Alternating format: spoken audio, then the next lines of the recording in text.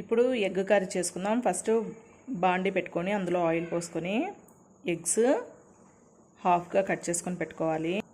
ఈ విధంగా కట్ చేసుకొని పెట్టుకోవాలి. ఇందులో ఆయిల్ వేసిన తర్వాత ఆయిల్ కాగిన తర్వాత ఆనియన్స్, పచ్చిమిర్చి, టమాటో వేసుకుందాము. ఫ్రై చేసుకుందాం. ఇలా అయిన తర్వాత దీన్ని మిక్సీకి వేసుకుందాం.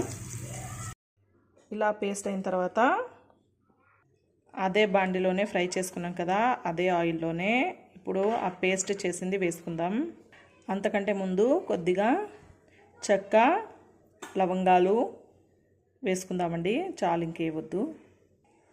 ఇలా వేసుకున్న తర్వాత ఇందులో కొద్దిగా అల్లం వెల్లుల్లి పేస్టు, కొద్దిగా గరం మసాలా వేసుకుందాం.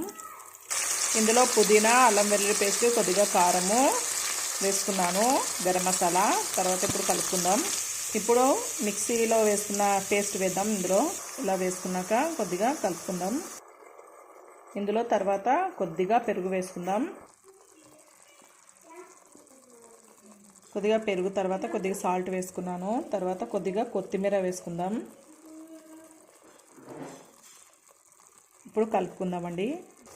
ఇందులో కట్ చేసుకున్న ఎగ్స్ వేసుకుందాం. ఎగ్ వేసుకున్న తర్వాత కొద్దిగా అలాగే కలుపుకుందామండి. ఇందులో కొద్దిగా నిమ్మరసం,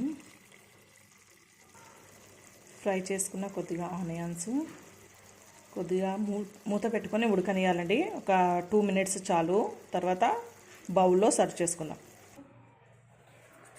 ఎగ్ బటర్ మసాలా అండి ఇది. ట్రై చేసి చూడండి.